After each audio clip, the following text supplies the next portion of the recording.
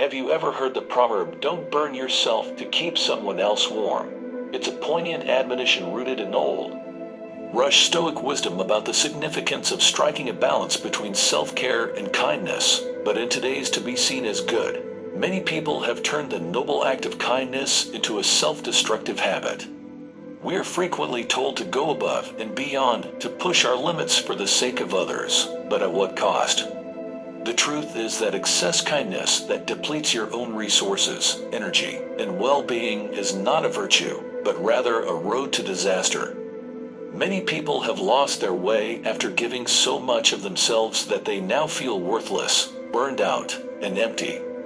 Stoicism demonstrates us how the greatest of intentions may result in the worst of circumstances in today's modern tragedy.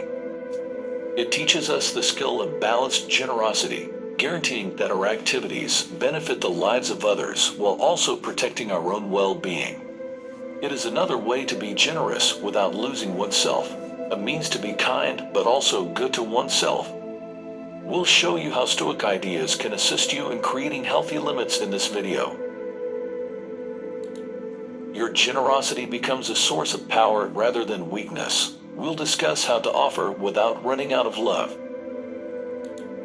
We will always be able to harm people and support them without leaving our own lives behind as we walk the narrow path between self-preservation and generosity, guided by the Stoic wisdom. Marcus Aurelius, a wise Stoic philosopher, would caution us against setting ourselves on fire in an attempt to save others. Instead, picture yourself as someone who constantly jumps at the chance to help others, never saying no. It's like giving out pieces of yourself until there's nothing left. You become the person who's always there for others, but when you look around you find yourself standing alone in your time of need. Marcus would remind us that kindness is not only about others, but also about kindness toward oneself in times of need. That taking care of ourselves comes first, since without it, we can truly look out for others. Think about the tale of the two next-door gardeners, one of whom took great care of their own garden, and another who regularly cared for everyone else's gardens, the conscientious gardener, even if they had their own plot. The disproportionately giving gardeners spent so much time and effort on others' gardens that their own plot became neglected without proper care. Their garden wilted and the yields were meager in their quest to be helpful. They overlooked their own needs, leaving their garden and metaphorically themselves depleted. Let this serve as a reminder to reflect before diving headfirst into any endeavor. This gardener understood the importance of self-care and nurtured their garden with the right balance of attention and resources, resulting in a vibrant and flourishing space. When offering assistance to others, consider whether you are maintaining your own well-being as the ancient Stoics would. Show us how to be Stoic by establishing appropriate limits and making sure that, in our effort to be kind, we remember to be good to ourselves as well. After all, you can't pour from an empty cup. The goal of Stoicism is to uphold your morality and inner serenity while making a constructive impact on the lives of others, guaranteeing a healthy and satisfying existence for you and the people you want to assist. True reciprocity has a time limit. Generosity is a virtue that improves our lives and the lives of those around us, but when practiced without restraint, it can harbor a subtle trap. The ancient philosophy of Stoicism, which is still relevant in today's hectic world, teaches us an important lesson about the boundaries of compassion. While providing assistance with an open heart is admirable, expecting the same level of generosity in return might set us up for disappointment. Life often serves as a reminder that the good deeds we perform today may not be recalled tomorrow. It is a natural human drift rather than a reflection of our worth or the worth of our deeds. Recollections and appreciation think of giving as planting a tree. You tend to it in the hopes that it will flourish and maybe produce fruit or shade in the future, but nature changes with the seasons and storms.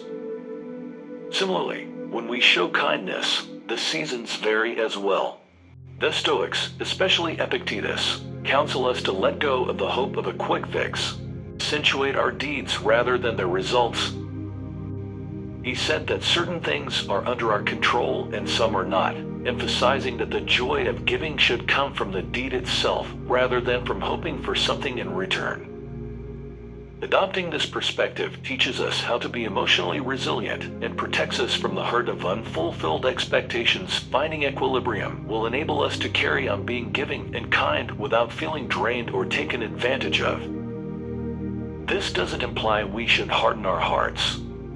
Acknowledge the significance of your generosity as a reflection of your personality rather than a transaction. By doing this, we not only safeguard our mental well-being, but also foster an authentic, self-sustaining, and pure kind of giving. Respecting the Stoic ideal means being generous yet prudent, so that our compassion benefits us regardless of how other people react to you in your day-to-day encounters. How may the Stoic ideal of giving be put into practice? Without anticipating, consider a particular situation in which you can be helpful or kind without asking for anything in return, and think about the doable actions you may do to make sure your giving doesn't drain you but instead continues to be a source of personal pleasure. 3 requests that were received are limitless. When we think back on history, it's amazing to see the severe demands that royalty had on everything from personal hygiene to attire, all of which were handled by attendants. However, when we fast forward to the present, we see that people still have expectations of us, frequently requesting favors that they could simply handle themselves. Stoicism illuminates this, teaching us the need of establishing boundaries and adopting moderation. This age-old philosophy acts as a lighthouse, guiding us through the sea of never-enough demands, so that we can take action. To be stoic and maintain our emotional health, we must seek out support rather than reject it. Balance so that we don't lose ourselves while helping others. Consider the moving story of a mother in a small town and her adult daughter. The mother, out of love, was so devoted to her daughter that she kept her from being embraced duties. This dynamic persisted until the mother's unexpected death, which unexpectedly sparked the daughter's independence. This story emphasizes a vital lesson. Even though our intentions may be good, providing too much assistance can unintentionally stunt progress. The Stoic Emperor Marcus Aurelius captured this insight in his meditation. A man's job is to stand upright, not to be kept upright by others. This insight calls on us to promote self-reliance and equilibrium that is advantageous to all parties. Senna, who has deep understanding of human relationships, said that he who begins to be your friend because of the benefit will also cease because of the benefit. This is a potent warning to take care of yourself. Cultivate a connection-based relationship instead of one based on transactions. Genuine companionship and assistance should be based on mutual respect and understanding rather than what we can give each other. Stoicism instills in us a sense of self-worth that comes from appreciating who we are rather than what we can do. Genuine relationships. Stoicism gives us the ability to practice moderation and establish boundaries to safeguard our well-being. Let us remember that being aware of our own needs is not selfishness, but rather an essential act of self-care as we navigate the demands of modern life. Being perceived and treated as fragile, Stoicism teaches us a powerful lesson about inner resilience and self-command. It's about building a fortress within and honing the art of self-restraint, while still providing genuine support to others by prioritizing our responsibilities and honoring our needs. We not only preserve our authenticity, but also engage in more meaningful acts of generosity, and continuously bending over while creating distinct lines in the sand that define our personal space throughout time. Ironically, looking beyond others can make one appear weak. Without boundaries, we leave ourselves open to being taken advantage of by people who view our generosity as a weakness rather than a strength. Opening to profit from this vicious cycle of exploitation and overstretching depletes us, making us feel unappreciated and overworked. But the minute we begin to firmly refuse requests, things start to change.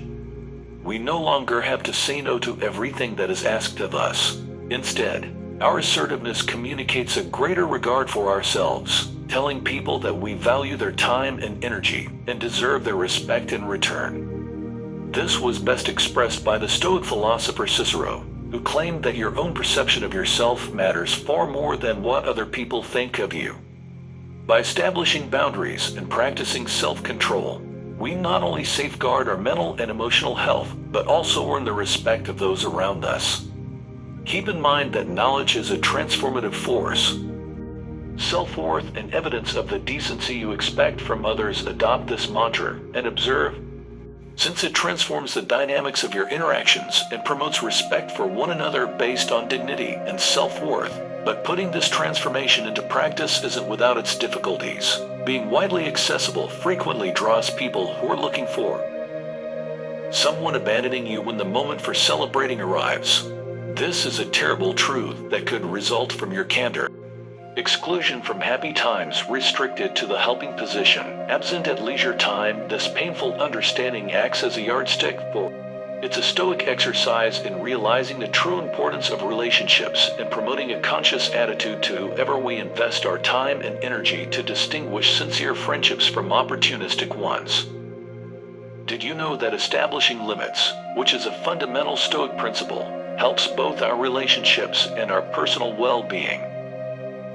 It's an odd but real fact about human psychology that when we have the self-respect to say no, we frequently end up with the regard of other people. This contradictory result emphasizes the ability of self-respect and the value of discernment in our relationships. In addition to preventing burnout, adopting Stoic wisdom helps us build genuinely fulfilling connections with others. Reciprocal. Give it a thumbs up to indicate that you have learned anything worthwhile thus far. So, let's now talk about how to prevent being taken advantage of by others and the risks associated with overgiving. First, get over your fear of saying no. Think carefully about why the word no feels so heavy in your life. These lessons, which were deeply ingrained in our formative years, are laced with a fear of rejection, which shapes a belief system that equates our worth with perpetual accommodation. However, the philosophy of Stoicism invites us to question and examine these deeply ingrained notions, advocating for a life of deliberate choice rather than one driven by the subconscious effects of past conditioning. As adults, we have the freedom to rethink how we connect with others, realizing that the childhood anxieties are no longer valid when viewed through the prism of Stoicism, because we have the mental skills to examine our feelings and can thus react to life's demands with mindfulness as opposed to being controlled by ingrained behaviors. Setting limits and refusing requests, particularly when demands interfere with it, becomes a significant exercise in self-respect and autonomy, as well as a defiance of long-standing anxieties for our well-being or sense of justice. However, it's important to combine our newly acquired assertiveness with empathy and emotional intelligence in order to Ism encourages us to find a middle ground where we can offer help and support to others without compromising our well-being.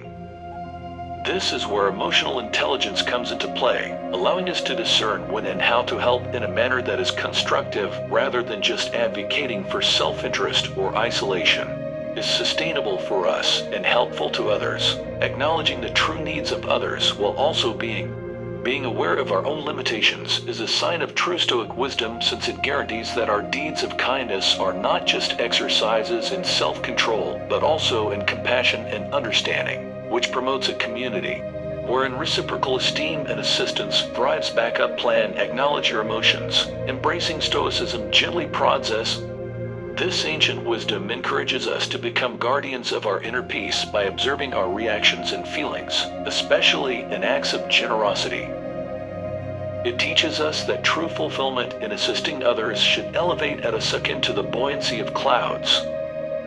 It leads us toward introspection and mindfulness, guiding us to scrutinize our thoughts and emotions, fostering mental resilience. On the other hand, tiredness, annoyance, or exploitation indicate that something has to change.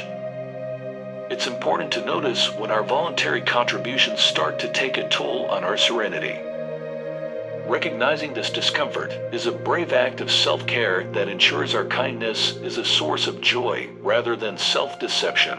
A drain on the third spirit strategy: regard oneself as essential. To become a maestro is simple. Even the most esoteric fields, yet entirely neglect our own well-being, mirroring the Stoic qualities of self-control and discipline. Setting out time for self-care is essential.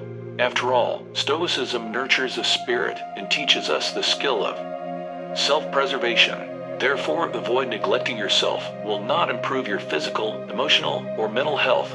Acknowledge your existence or meet your needs. This strategy requires your whole attention. Accept who you are, forgive your mistakes from the past, and use the upcoming year as a blank canvas for Stoic rebirth. Choose a project that is just for you, using this time as a test of self-love. Respect your limits by turning down requests from others without feeling guilty. Offer help within your bounds, emphasizing that your own healing comes first. Fourth strategy: identify the takers by valuing Stoic qualities like judgment and self-discipline, which enable us to separate meaningful connections from ones that sap our souls. People who are always asking for more, whether it be in the form of resources or attention, reflect a situation where our efforts are depleted by the insatiable, leaving nurturers tired. Stoicism reminds us that transformation is a door that only one person can open and teaches us the importance of inner fortitude. It is a mistake to think that we can change others only by being good people. Real transformation is a personal process driven by self-control rather than outside influences. This concept promotes a healthy approach to relationships rather than advocating for cold-heartedness. Excessive generosity can have negative effects on us in this give and take dance. While self-centeredness separates us, finding equilibrium so that our deeds of kindness do not come at the expense of our own vitality. Remember, the strongest relationships is what Stoicism encourages us to do. It also helps us to wield the sword of discernment, severing ties when necessary for our well-being. Are those that see both sides flourish rather than one fading so the other might flourish. Stoicism encourages us to find equilibrium, encouraging us to thoroughly consider the consequences of our choices. It highlights the significance of preserving balance in our giving, imploring us not to deplete our resources at the expense of our principal goal, living a full life. On the other hand, cautions against being unduly conservative in our giving, advising instead that we use our generosity wisely. The Stoic philosopher Seneca brilliantly embodies this mentality. Being kind is a treasure that should be preserved like a hidden gem, found only when necessary. His teachings urge us to recognize the strong connection that unites all people and to be ready to act kindly toward them. What parts of today's conversation struck a chord with you? Please let us know in the comments if you found this message to be helpful, and if you're interested in finding out more about how Stoicism can improve. Remember to like, share, and subscribe to our channel. Your assistance is greatly appreciated, and together, by assisting us in exchanging knowledge and continuing to produce content that speaks to you, let's create a community of inquisitive minds ready to learn and develop.